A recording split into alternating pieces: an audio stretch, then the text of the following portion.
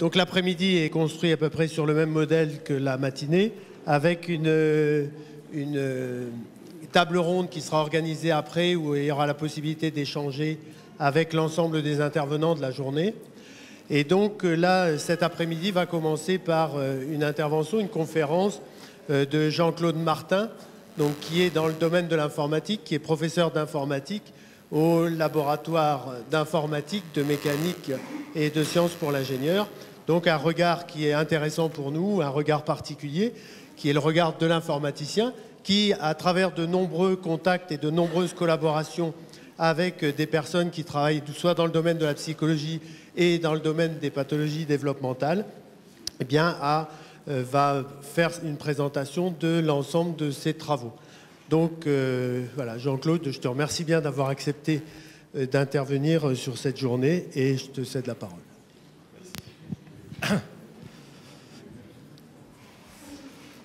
Bon, bonjour à tous. Tout d'abord, merci beaucoup pour l'invitation, Luc, et Jacqueline aussi pour avoir pensé à moi. Donc, je suis très honoré et très content de faire la présentation cet après-midi devant vous. Comme l'a dit Luc, je suis professeur en informatique, donc je ne suis pas du tout spécialiste de l'autisme. Je travaille sur les interactions machines dans un laboratoire CNRS qui est à Orsay, qui s'appelle le LIMSI. Et donc, on travaille sur notamment l'interaction affective non verbale avec par exemple des personnages virtuels, mais aussi parfois avec des robots humanoïdes.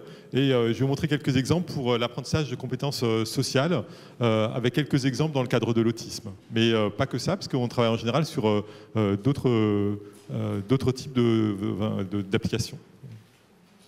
Alors, je vais commencer par une description un petit peu du contexte, et notamment du contexte de nos recherches. Et puis, j'ai choisi trois perspectives, justement, pour vous montrer un peu ces travaux qui pourraient être intéressants en termes d'interaction machine. Une situation dans laquelle il n'y a pas d'interaction. Comme l'a dit Jacqueline ce matin, pour l'instant, c'est vraiment très limité. Il n'y a pas beaucoup de systèmes qui se disent interactifs et qui ne sont pas interactifs. Donc, moi, je vais en prendre des choses, justement, qui sont dans des situations d'interaction, mais qui ne sont pas forcément interactifs. Notamment ensuite, donc tout d'abord pas d'interaction, ensuite une interaction que je vais appeler passive, et puis après des situations d'interaction sociale complexes, et là encore on va voir qu'au niveau informatique c'est encore très limité.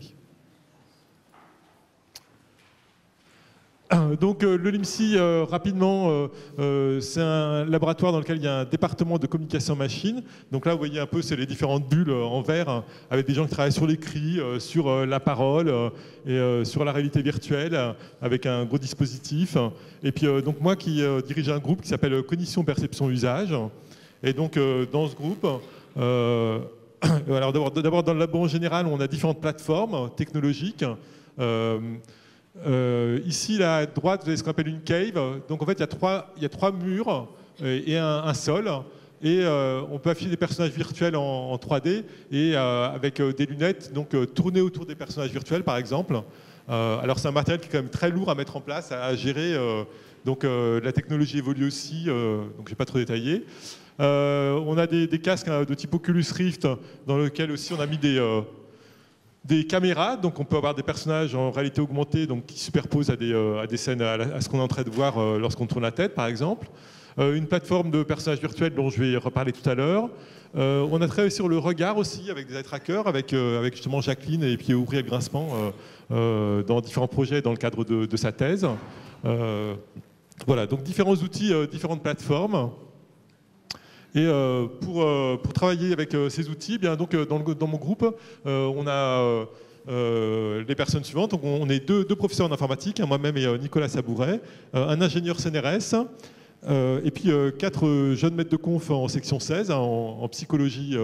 Donc, il y a Céline Clavel qui travaille sur les émotions et l'apprentissage, Virginie Lemunier qui travaille sur les émotions au travail, Vincent Bocara qui est lui plus orienté sur tout ce qui est dispositifs de formation et comment en réel et comment créer des dispositifs de formation en virtuel, généralement pour des formations professionnelles, et Elise Prigent qui est plus sur tout ce qui est mouvement et détection de la douleur. Et puis Michel Denis qui avait créé le groupe donc, il y a quelques années, et Marie-Paul Daniel, ils ont beaucoup travaillé sur tout ce qui est imagerie mentale et image mentale pardon, et description d'itinéraire. Alors donc, quand on essaie de voir si on peut utiliser des outils informatiques pour les compétences sociales, pour les étudier et pour les entraîner, on se pose évidemment différentes questions. D'abord, quelles compétences sociales on va viser, hein. Est-ce qu'on va aider, est-ce que c'est pour entraîner les gens à gérer les tours de parole? On sait que gérer des tours de parole, par exemple, dire qu'on veut prendre la parole, c'est quelque chose qui est relativement compliqué en termes de regard, en termes de posture, en termes de gestes éventuellement. Comment est-ce qu'on peut les entraîner? Comment est-ce qu'on peut développer des outils? Donc ça soulève pas mal de questions d'un point de vue recherche. Et donc nous, notre angle d'approche, c'est de regarder un peu déjà les aspects multimodaux. Donc on sait qu'en situation écologique, entre guillemets, il y a du regard, de l'expression faciale, du geste. Donc on va essayer de voir ce qui se passe quand on combine ces différentes modalités. On sait qu'il y a une importance des différences interindividuelles, donc on va regarder aussi cet angle-là. Alors par contre, nous, ça reste de la recherche, c'est-à-dire qu'on ne fait pas de production d'outils. Donc généralement, ce sont nos partenaires industriels dans le cadre de projets collaboratifs qui vont aller jusqu'au développement d'outils ou d'applications. Et comme l'a dit Jacqueline ce matin, donc ça soulève des gros problèmes en termes d'informatique. C'est vrai pour la robotique sociale, c'est vrai aussi pour tout ce qui est virtuel. Donc on va voir que les capacités d'interaction restent quand même très limitées. Que les recherches donnent lieu souvent à des prototypes, mais rarement aboutissent à des vrais produits.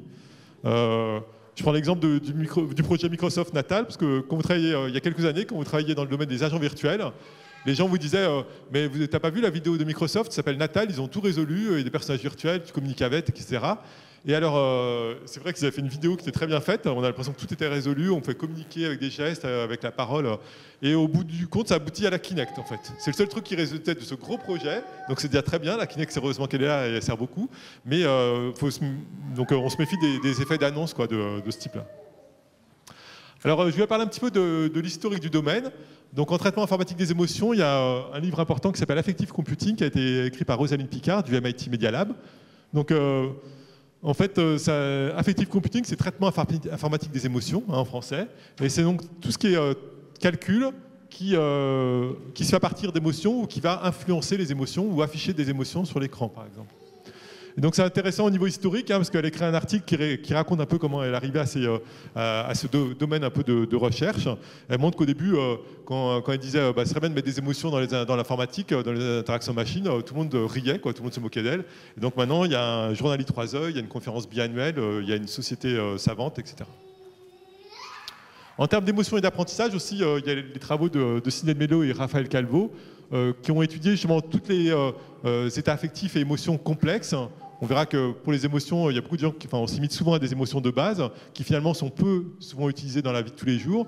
Et dans des situations d'apprentissage, il y a des états affectifs comme l'engagement, la confusion, la curiosité, etc., qui peuvent être importants pour des situations d'apprentissage.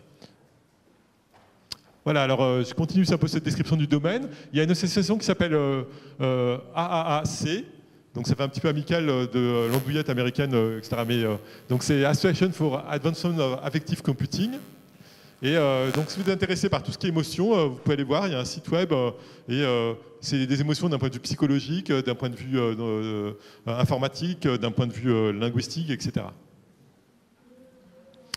Et alors, un des résultats de ce projet humain sur les émotions dans les interactions, c'est un groupe de travail, une proposition du W3C. Donc le W3C, c'est un organisme de normalisation un petit peu des langages informatiques. Et donc c'est quand même un organisme assez puissant. Et ils ont défini un langage qui va permettre de décrire la manière dont il faut représenter les émotions dans des messages entre des modules informatiques. Donc par exemple, un module de reconnaissance des émotions dans la parole, eh bien, il peut envoyer un message avec un format particulier pour dire j'ai reconnu telle catégorie ou j'ai reconnu telle dimension de l'émotion avec telle valeur, etc. Donc c'est intéressant de voir qu'il y a des avancées quand même jusqu'au W3C. Voilà, je termine ce tour d'horizon avec des conférences. Il y a un groupe national français qui s'appelle WACAI sur Workshop Affect, Compagnon artificiel, Interaction, voilà, qui a lieu à Brest en juin. Donc n'hésitez pas à venir. Et voilà, donc un autre workshop aussi qui est proposé au mois de juin, c'est tout ce qui est agent virtuel pour l'entraînement de compétences sociales. Donc on voit maintenant que c'est un domaine, qu'il y a des travaux là-dessus ciblés. Alors, pour ce qui concerne les liens entre les recherches qu'on mène dans notre groupe et l'autisme et les nouvelles technologies, donc évidemment, dans le domaine de l'autisme et des nouvelles technologies, on a vu qu'il y avait énormément de travaux depuis très longtemps. Donc là, aujourd'hui, moi, je vais me focaliser un peu sur des choses qu'on fait et comment elles peuvent être reliées à l'autisme. En sachant que donc, ça reste des recherches en informatique, donc on ne va pas développer des outils, et on va voir que c'est compliqué parce qu'en fait, si vous voulez aller vers de l'interaction ou des simulations d'interaction, eh bien, il faut modéliser informatiquement et implémenter informatiquement des éléments, des briques de compétences sociales, et que ça, c'est compliqué. Voilà, je vais aller un petit peu plus vite. Alors, je vais commencer par donc, une des premières perspectives en interaction. Alors ça, il y a des collègues qui sont venus me chercher pour collaborer dans le cadre de l'encadrement d'une thèse financée par l'Essonne. Et donc, ça avait en partenariat avec Adriana Tapus, qui travaille en robotique sociale. Et donc, on encadre une thèse également de Pauline Chevalier, avec Brice Bleu, qui est un maître de conférence HDR des STAPS, issu des STAPS, donc qui travaille en sciences du mouvement, et notamment sur les différences interindividuelles en termes de profil sensoriel. Et donc, on travaille également avec l'IME Notre École, Christophe Basile, et donc Adriana aussi a passé des expérimentations à Maya Autisme à Paris. Alors, comme on l'a vu ce matin, il y a beaucoup de travaux sur la robotique sociale. Donc là, il y a une revue justement un peu de toutes les études qui ont été faites, qui a été publiée récemment. Et donc, je vais aller rapidement un petit peu pour montrer que ce que fait cette doctorante avec nous, eh bien, c'est de voir un peu quels sont à travers différentes tâches, quel va être l'impact des différences interindividuelles et notamment des profils sensoriels. Donc, j'ai passé au... Donc ces profils sensoriels, donc ça c'était dirigé par Brice Bleu. Hein. Ce sont un questionnaire qui s'appelle Adolescent and Adult Sensory Profile, donc qu'elle a fait passer aux enfants et adolescents et adultes autistes à qui elle a fait passer la manipulation. Et un setup également qui permet de voir les aspects proprioceptifs, hein, qui a été défini par Brice Bleu, avec une scène virtuelle, une plateforme de force, et on regarde en fait l'impact de la variation de la scène virtuelle sur le centre des pressions sur la plateforme de force. Donc ça permet de voir les relations entre vision et mouvement, et quelles sont les préférences sensorielles individuelles de chaque participant. Et donc à partir de ces tests, ce questionnaire et ce test, en fait, elle a divisé les groupes de participants autistes en 3 groupes. Rapidement, pour simplifier, je veux dire qu'il y a un groupe qui présente une faible sensibilité au visuel, et puis un autre qui a présenté une haute sensibilité au visuel, en sachant qu'à chaque fois, pour le mouvement, c'est un peu complémentaire. Il y a un groupe intermédiaire. Alors, une des tâches sur laquelle elle a travaillé, c'est la reconnaissance d'émotions. Donc l'idée, c'est de voir un peu l'impact des expressions d'émotions sur comment elles sont reconnues par des personnes autistes, notamment. Et donc il y a beaucoup de choses qui ont été faites aussi dans ce domaine-là. Et ce qu'on voulait faire, c'était voir un peu comment sont combinées les perceptions du visage et de la posture. Et comment l'embodiment, est-ce que quand c'est une personne, quand c'est un robot, quand c'est un personnage virtuel, quel est l'impact de cet embodiment sur la reconnaissance? Alors, comme je vais le montrer là, dans les vidéos tout à l'heure, pour les expressions faciales, donc nous on est obligé de se baser sur des études en psycho. Il faut que les stimuli qu'on présente soient validés pour que ça donne lieu à des publications, donc c'est important pour nos collègues. Donc pour les expressions faciales, on a repris des expressions prototypiques à la Ekman et Frison, donc pour certaines émotions de base, hein, joie, colère, peur et tristesse. Là encore, c'est simplifié, parce que même Ekman et Frison, ils décrivent qu'il y a évidemment plein de manières différentes d'exprimer la joie, plein de manières différentes d'exprimer la tristesse, etc. Pour les expressions corporelles, donc, il y a un peu moins de données en termes de base de données. Il y a une base de données qui s'appelle BEAST, B-E-A-S-T, de Béatrice de Geldler, qui donne quelques postures pour quelques émotions de base. Donc c'est une base de données qu'elle a validée, mais ce sont des images statiques. Donc là, je vais montrer un petit peu quelques vidéos qui ont été faites par notre doctorante. Donc ça a été un processus assez long, hein, itératif, et qui a été validé en termes de catégorisation par des participants non autistes. Donc là, c'est un personnage virtuel. Donc vous voyez qu'il y a des questions qui se posent en termes de comment est-ce qu'on va créer la dynamique, parce qu'on va voir quelque chose d'un peu écologique, entre guillemets, donc il vaut mieux que ce soit dynamique. Mais donc là, il y a des choses assez simples qui sont faites en termes d'interpolation linéaire, ce qui n'est pas biologique comme mouvement. Enfin, Donc, elle a repris des postures similaires, elle essaie de recopier ces postures de la base de données BEAST sur le robot Nao. Donc là, vous avez un exemple. Hein. Donc là, c'est la posture une des postures de joie qui est décrite dans la base de données BEAST. Et là, donc, vous avez Zeno. Donc là, comme on l'a vu sur les stands, hein, donc là, ce robot permet de combiner justement expression faciale et expression corporelle. Donc c'est pareil, il n'a pas la même anatomie que le robot Nao, il n'a pas la même dynamique. Donc c'est finalement très compliqué de créer une base de données comme ça. Voilà, donc le test était sous la forme d'un questionnaire hein, dans lequel elle demande aux participants de répondre. Et rapidement, je vais juste montrer des premiers résultats. En fait. Donc il faut dire que c'était déjà au début, il y avait 96 vidéos. On en a sélectionné que les 40 vidéos les mieux reconnues par le groupe de personnes non autistes. Et c'est ces 40 vidéos qui ont été montrées à des personnes autistes. Et vous voyez qu'il y a des grosses différences. Donc je ne vais pas rentrer dans le détail. Il y a des grosses différences entre les groupes. Hein. Par exemple, le groupe qui montre une faible sensibilité au visuel a des scores de reconnaissance des émotions qui est beaucoup plus faible que celui qui a une forte sensibilité au visuel.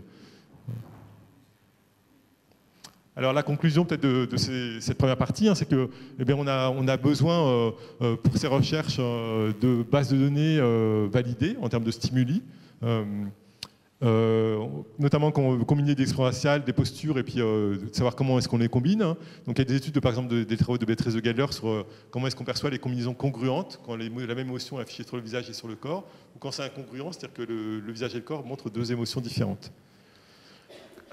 Est-ce qu'on fait des bases de données statiques ou dynamiques? Quand c'est dynamique, comment on fait les animations? Quels paramètres on met? Quand c'est une vraie personne, quand c'est du virtuel, quand c'est des robots avec différentes plateformes, comment est-ce qu'on va adapter la posture qu'on veut représenter? Et on sait que c'est compliqué parce qu'il y a plusieurs expressions par émotion. On s'est limité à 4 émotions de base, mais au terme d'émotions secondaires, comment est-ce qu'on fait pour les représenter? Il y a la base de données de Baron-Cohen qui est validée, qui s'appelle Mind Reading, par exemple, dont Jacques a parlé ce matin. Et là, par contre, on n'a pas d'éléments sur les postures, par exemple. Donc pour l'instant, on n'a pas encore assez de connaissances et les travaux qui sont faits dans les efforts de produire des bases de données validées sont importants. Donc on voit que c'est important de tenir compte évidemment des profils sensoriels et des différences interindividuelles. Mais donc une des questions qui se pose, c'est comment est-ce que, même ces scores de reconnaissance, comment est-ce qu'ils peuvent être généralisés à des situations d'interaction. Donc là, je vais aller un petit peu plus justement sur des aspects plus interaction. Hein, comment est-ce qu'on peut analyser les comportements sociaux de l'utilisateur? Et symétriquement, comment est-ce qu'on peut permettre au personnage virtuel de réagir, alors peut-être pas tout de suite face aux signaux de l'utilisateur, mais déjà dynamiquement vis-à-vis de la situation de l'application. Quand on passe à une application interactive comme un jeu, par exemple, il faudrait que le personnage virtuel sache réagir de manière crédible à l'état de l'application. Voilà, donc j'ai passé à ma deuxième partie. Alors ça, c'est juste pour montrer, c'est de l'anglais et c'est très informatique, mais c'est pour montrer que les gens essaient de réfléchir à une normalisation un peu. Il y a plein de systèmes de personnages virtuels interactifs, et c'est compliqué en fait de générer des comportements dynamiquement. C'est-à-dire que faire une animation, déjà on a vu que c'était pas évident, hein, il faut avoir une base de données, il faut avoir des stimuli, il faut les valider en termes de reconnaissance. Et ça permet d'avoir une vidéo que vous lancez comme moi tout à l'heure. Maintenant, si vous voulez pouvoir faire quelque chose qui est dynamique, qui dépend des signaux envoyés par l'utilisateur, eh bien, il y a différents modules qui ont été proposés, et puis des langages d'interaction entre ces modules. Hein. D'abord, il faut décider quelle émotion on veut par exemple afficher, ou quelle est l'intention qu'on veut afficher. Et puis ensuite, cette intention, il faut savoir quels comportements va en découler. Hein. Est-ce qu'on va exprimer l'émotion par le visage, par le corps, par la combinaison des deux? Et ce message Behavior Markup Language, hein, eh bien, on va le lancer à un module qui va être chargé de l'animation. Alors, si on veut travailler sur les émotions et d'un point de vue interactif, donc, on avait collaboré avec Klaus Scherer dans le cadre du réseau d'excellence humaine sur les émotions. Et donc, une de ses définitions, c'est une émotion, c'est un processus hypothétique faisant intervenir une réaction à un événement significatif pour l'organisme. Et donc la notion importante, c'est une réaction à un événement, et ça implique une synchronisation entre 5 composantes. Et ces composantes, donc, ça va être l'expression motrice, qui va pouvoir être par exemple du mouvement du visage, du corps ou même de la parole. Des réactions physiologiques, soit la variation de rythme cardiaque par exemple. La notion de tendance à l'action, donc on va revenir dessus. La composante cognitive, qui fait qu'on va évaluer la situation et on va exprimer éventuellement cette évaluation de la situation. Et le sentiment, donc, qui est le feeling, c'est-à-dire quand on vous demande comment tu te sens aujourd'hui, vous répondez par exemple je suis content. Alors il y a d'un point de vue informatique, mais il y a différents moyens, on peut essayer de trouver différents moyens d'estimer ces différentes composantes. Donc on va regarder par exemple la composante tendance à l'action. Donc C'est Frigidaire notamment qui a travaillé dessus et qui a défini différentes tendances à l'action. Alors on va se limiter à quelque chose de simple pour l'instant, qui est, d'un point de vue informatique, la notion d'approche-évitement. Donc d'un point de vue théorique, il y a l'hypothèse qui est faite qu'un stimulus positif, ça donne lieu généralement à des comportements d'approche, et des stimuli négatifs, ça va donner lieu à des comportements d'évitement. Et donc la question qu'on s'est posée, c'est comment les détecter informatiquement, et est-ce que c'est exploitable aussi dans un contexte hors laboratoire? Parce que on sait que c'est très différent quand on va dans une classe et quand on fait une expé comme ça de notre côté. Alors, il y a eu un projet justement qui a eu lieu en partenariat avec Bordas, qui était un projet d'apprentissage de l'anglais. Donc on sait que ça marche pas, c'est assez compliqué. En France, on n'est pas forcément très très bon. Et c'est aussi anxiogène. C'est-à-dire parler dans un autre langage, c'est pas forcément très facile pour les enfants. Donc là, c'était pas avec des personnes autistes, hein, donc là, c'était dans un collège aux Ulysses. Et je vais vous montrer un petit peu les outils informatiques, les réactions qu'on collectait. Et après, je parle un peu de la partie informatique.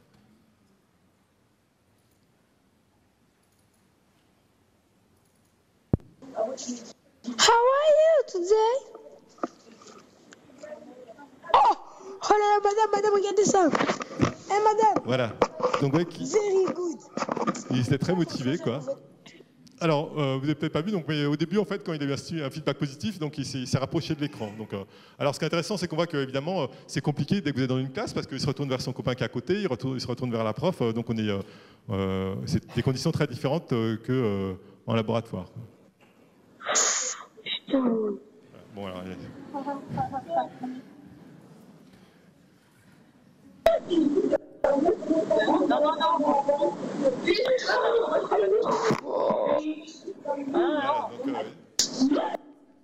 étaient très motivés et très impliqués. Donc c'était en plus, hein, c'était une classe d'anglais en optionnel après l'école, quoi.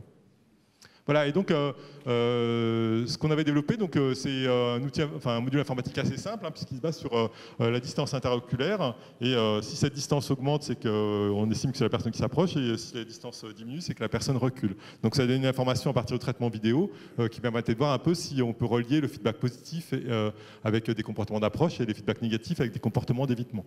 Donc c'est important d'avoir des petites briques comme ça très simples, hein, mais qui permettent d'avoir ensuite d'estimer des comportements sociaux.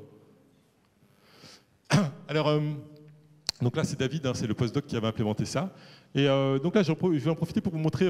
C'est une webcam classique. Hein, et il y a un framework, donc une librairie, si vous voulez, qui s'appelle SSI, qui a été développé par l'université d'Augsbourg pour intégrer des modules de détection de comportements sociaux et faire des algorithmes, implémenter des algorithmes de fusion de signaux, ce genre de choses. Donc voilà, donc il l'a implémenté justement en termes de suivi du visage, détection des yeux et calcul à distance interoculaire. Alors les résultats, c'est que dès qu'on a observé des comportements d'approche pour les feedbacks positifs, des comportements d'évitement pour les feedbacks négatifs. Alors ce qui est intéressant, c'est qu'il y avait ma collègue psychologue Céline Clavel qui a fait passer un questionnaire d'anxiété aux collégiens.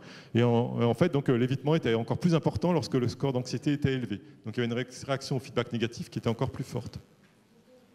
Et on a vu donc l'impact du contexte social. Alors maintenant, là, c'était un peu comment capter les réactions de l'utilisateur. Et je vais montrer un petit peu maintenant comment avoir un personnage virtuel qui réagit dynamiquement. Symétriquement, on aimerait bien que le personnage virtuel ne soit pas juste une animation qu'on lance, mais soit quelque chose d'un peu intelligent. Alors, on s'est basé pour ça, on a défini un module pour notre personnage virtuel, et on s'est basé sur un modèle qui s'appelle Component Process Model, qui a été proposé par Klaus Scherer. Et l'idée, c'est de dire que, une émotion, c'est une séquence d'évaluation, ça donne lieu à une séquence d'évaluation. Et par exemple, on va commencer par évaluer si je m'attendais à cet événement. Ensuite, est-ce que c'est un événement qui est plaisant? Ensuite, est-ce que ça va dans le sens de mes buts? Et ces séquences, ces évaluations successives, elles se font de manière très rapprochée, évidemment. Et il y a même des expressions faciales qui sont proposées pour chacune de ces expressions. Donc là, on n'est plus dans un cadre catégoriel dans lequel, paf, on affiche une expression à la colère. On va afficher plutôt le résultat de ces évaluations cognitives d'un événement. Alors, je vais vous montrer un petit peu ce que ça donne au niveau du personnage.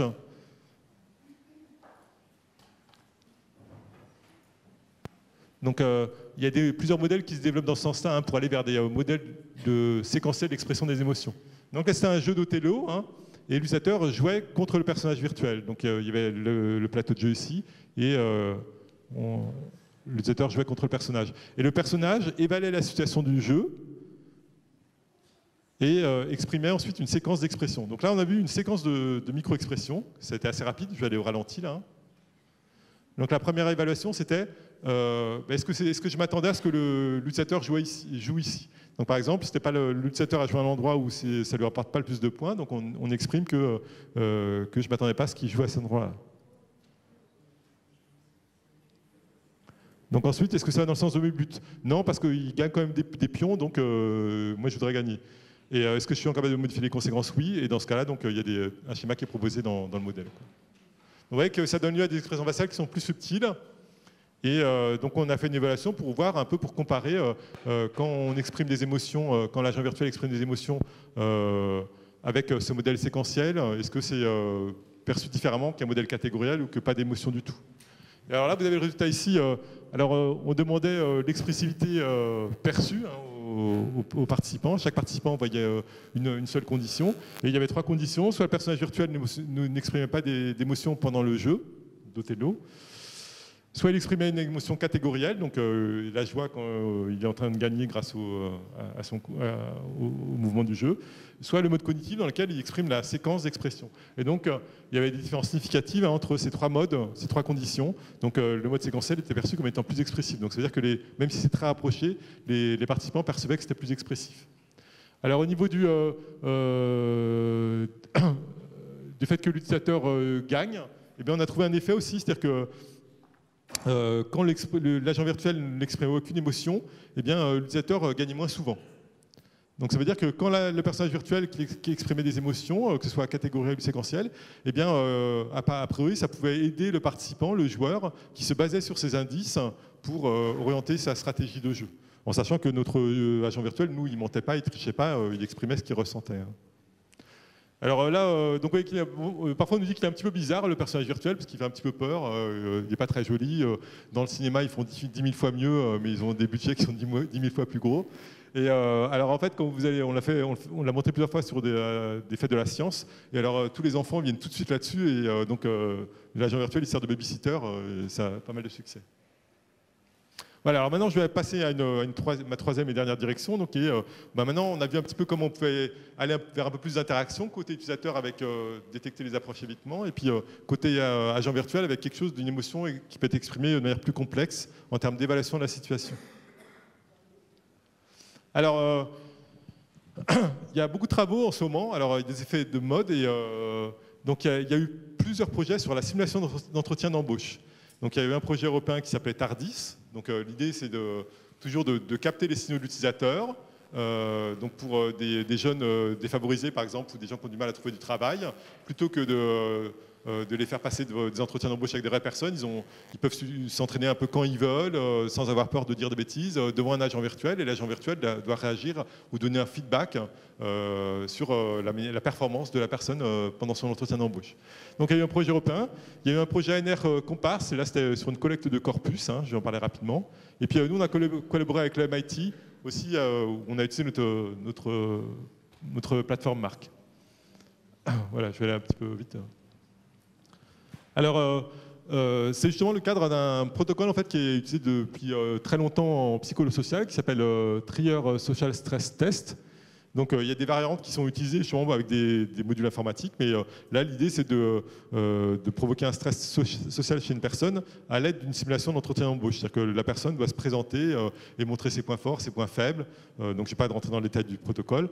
En tout cas, il y a eu beaucoup d'études en physiologie notamment avec ce protocole, et en termes de multimodalité, il n'y a pas grand-chose, et en termes de différence individuelle aussi, il y avait encore d'autres choses à faire. Donc là, c'est juste pour vous montrer un peu le corpus qu'on a collecté avec ce projet ANR Comparse. Là, on avait une plateforme de force. Donc l'idée, c'était d'étudier un peu les variations subtiles du mouvement via cette plateforme de force, en sachant que c'est un laboratoire en sciences du mouvement, c'est le laboratoire des STAPS à Orsay. On avait la vidéo, il y avait des mesures physiologiques, y compris la salive qui était collectée donc, par une spécialiste Edith Filler, qui a fait des analyses de cortisol, de DHEA, etc. Et donc là, c'est pour montrer qu'au niveau informatique, nous, on a développé des briques qui permettent d'analyser, par exemple, la quantité de mouvement. Donc ça, c'est quelque chose qui est facile à calculer. Et il y a eu des études qui ont montré qu'il y avait un lien entre les émotions et les ordres d'expression, et qu'il y avait une des qualités de mouvement qu'on pouvait détecter, c'était la quantité de mouvement. Voilà, je vais un petit peu vite là-dessus. Alors, voyez, on a eu également ce projet avec le MIT Media Lab. Donc, ils nous ont contactés pour la même chose, pour faire un simulateur d'entretien d'embauche. Donc, là, vous avez un participant et il s'entraîne avec notre agent virtuel. Hein. Donc là, c'est le personnage féminin de notre plateforme. Et les outils d'analyse du comportement de l'utilisateur sont ceux du MIT. Donc, l'idée, c'est qu'ils se sont basés sur des entretiens quand même simulés, hein, entre une conseillère et puis les étudiants, qui étaient filmés donc, à la fois côté étudiant et côté conseiller. Et l'idée, c'est qu'il y a un feedback qui soit fourni à la fin. Alors, je vais montrer quelques exemples de vidéos.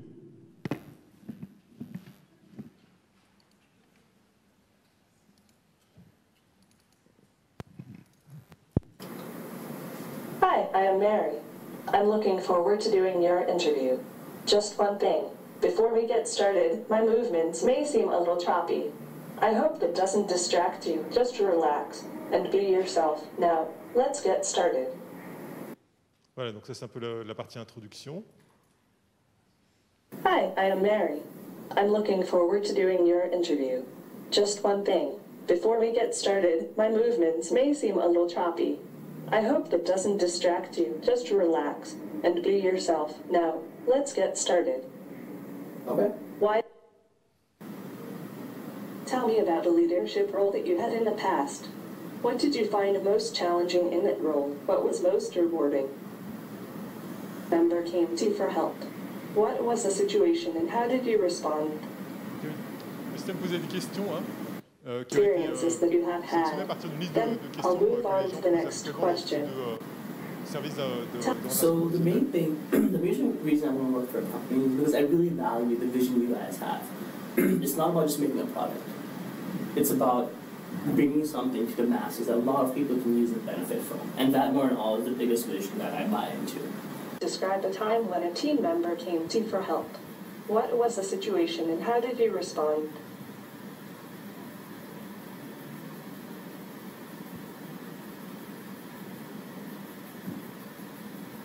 That was a great answer.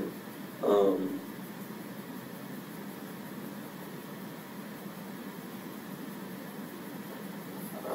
Hi, are you still there? Yeah. I can't find you. Ah, there you are.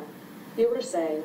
Donc là, il est très étonné parce qu'il vient de se rendre compte que le système s'était aperçu qu'il regardait plus l'écran. Voilà. Donc, et alors, je crois que c'est la dernière. Ah oui, bon, je sais pas. Comme je suis un petit peu, j'ai peur de dépasser. Alors, ce qu'il faut donc comprendre, c'est que là encore, l'interaction était très limitée. C'est-à-dire qu'en fait, il n'y avait pas le système enregistrait la performance, le comportement du participant, et ensuite il y avait une analyse avec un feedback sommatif à la fin qui donnait le nombre les moments où il avait souri, où il y a un sourire qui avait été détecté, les mots-clés, donc la richesse du vocabulaire, donc il y avait un détecteur de reconnaissance de la parole par mots-clés. Donc ce genre de choses, mais durant l'interaction elle-même, l'agent virtuel ne réagissait pas en fait au comportement du participant. Alors il y a d'autres projets un peu similaires, donc qui sont des tâches de prise de parole en public devant un public virtuel. Donc prendre la parole en public, donc ça peut être un peu stressant. Et donc il y a des gens qui ont travaillé sur le fait d'utiliser plusieurs avatars. Donc ça existe depuis pas mal de temps aussi. Hein. Il y a Jeremy Bailenson et Matt Slater qui avaient travaillé dessus. Mais il y a eu un renouveau aussi dessus. Donc là, il y a un expérimentateur qui est ici. Et puis là, il y a l'écran avec les avatars. Ici, il y a une Kinect. Voilà, et donc ils avaient fait 2 scénarios avec 2 types de présentations, justement, et ils demandaient aux gens de présenter. Et alors, très récemment, ils ont fait une communication. Donc c'est 2 pages. Hein. Et c'était donc à l'automne 2015, où là, justement, ils prennent les signaux de l'utilisateur en termes de conductance électrodermale, analyse de la parole, et pour contrôler dynamiquement, avoir des avatars qui sont réactifs un peu à la performance. Mais là encore, donc ça vient d'arriver, et il y a peu de systèmes qui vraiment permettent une interaction très poussée en termes sociaux. Et alors, donc, il y a plusieurs équipes, donc celle de Peter Mondi, qui a utilisé cette tâche de prise de parole en public avec des personnes autistes, justement. Donc, alors, je ne vais pas détailler l'article, j'ai juste mis quelques copies d'écran. Donc, il a comparé notamment des avatars qui sont à différentes positions. Vous voyez qu'il y en a qui sont derrière et il y en a qui sont devant. Il y avait un eye tracker pour voir quel avatar était regardé par le participant. Et pour entraîner les personnes à regarder, à distribuer leur attention sur le public, comme j'essaie de le faire, mais là vous êtes très nombreux. Donc, il floutait par moments les participants, les personnages virtuels. C'est-à-dire que ça devait servir comme indice, c'est-à-dire que ce personnage virtuel-là, tu ne l'as pas regardé depuis très longtemps, quand même, essaie de le regarder un petit peu, quoi. Et il y avait aussi des stimuli non sociaux, donc avec des espèces de boules là comme ça, pour voir un peu l'impact du fait que ce soit social ou pas social. Voilà, et donc il y avait une détection du regard et puis un casque de réalité virtuelle, et donc c'est affiché sur l'écran. Moi, je vous renverrai l'article. Alors pour conclure, donc ces trois parties. Je voulais juste parler un petit peu très rapidement il y a une autre modalité qu'on n'a pas évoquée, qui est l'haptique, et il y a des travaux dessus aussi actuellement. Comment communiquer de manière haptique des affects avec des dispositifs informatiques. Donc nous, on travaille dessus dans le cadre de la thèse de Yacine Salamlal, avec un jet d'air. Donc on essaie de voir en pulsant un jet d'air sur les gens, sur le bras comme ça, avec différents débits, différentes vitesses. Est-ce que comment les gens réagissent, comment ils perçoivent ça, est-ce qu'ils arrivent à reconnaître des émotions. Un des intérêts, c'est qu'il n'y a pas de contact, si vous voulez, c'est que de l'air. Donc par rapport à quelque chose qui est invasif sur lequel on va devoir mettre sur l'avant-bras, c'est pas tenu. Il y a des dispositifs haptiques qui retournent des efforts dans lesquels on essaie de transmettre aussi certaines émotions. Et puis il y a un robot qui s'appelle Mecha, donc là c'est le robot de l'équipe d'Adrien Latapus, où ce robot a justement deux mains et deux bras. Et donc en fait vous pouvez contrôler dynamiquement la pression de la main et la stiffness du bras, le fait que c'est rigide ou pas. Et donc là, on fait des expérimentations pour voir un peu comment les gens perçoivent justement la force avec laquelle le robot leur serre la main et la raideur avec laquelle il leur serre la main. Donc nous, c'est plus expérimental, mais ça peut être intéressant de voir si ça peut être utilisé pour entraîner, par exemple, à ce type de tâches. Alors, justement, en termes de perspective, pour tout ce qui est tâches, on a vu des tâches de reconnaissance d'émotions, on a vu des tâches de prise de parole en public et de simulation d'entretien d'embauche. Alors moi, je suis assez intéressé par tout ce qui est activité physique et sportive. Donc demain matin, je ne sais pas si c'est des gens qui courent le marathon de Paris, il y en a d'autres que moi, ou non, il n'y a personne. Voilà, bon, je serai tout seul. Enfin, on sera quand même 57 000, donc voilà. Donc alors, tout ce qui est moteur et sportif, c'est intéressant parce que les gens, vous le savez sûrement depuis longtemps aussi, ça peut être une occasion de rajouter des aspects plus sociaux. Donc nos collègues du STAPS justement travaillent sur des études pour voir quelle personnalité entraîne quel type de sport, enfin voilà, ce genre de choses. Et donc avec tout ce qui est exergame, donc c'est quelque chose qui peut être intéressant. La notion d'attention conjointe également, avec lequel on a travaillé avec Jacqueline Adel et Ouriel notamment. Il y a des travaux sur tout ce qui est gestion d'équipe. Donc on a un projet ANR là-dessus. Alors c'est pas dans le cadre de l'autisme, c'est dans le cadre professionnel. Et aussi tout ce qui est interaction sociale au travail. C'est quelque chose qui devient intéressant pour voir comment utiliser des personnages virtuels pour apprendre à interagir de manière sociale au travail.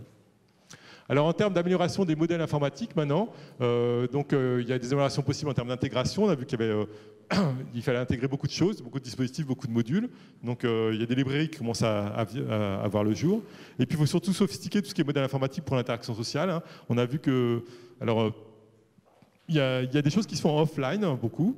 C'est-à-dire que vous récoltez des données et après vous les analysez. Donc par exemple, quand on présente le nombre de sourires que la personne a fait pendant l'entretien d'embauche, c'est fait à la fin, quoi. Mais le faire en temps réel et savoir comment l'agent virtuel doit réagir, donc ça c'est quand même très très récent, il y a encore peu de travaux là-dessus. Par contre, il y a plein de projets qui sont en train de se monter dans cette direction-là, quoi. Voilà, merci beaucoup.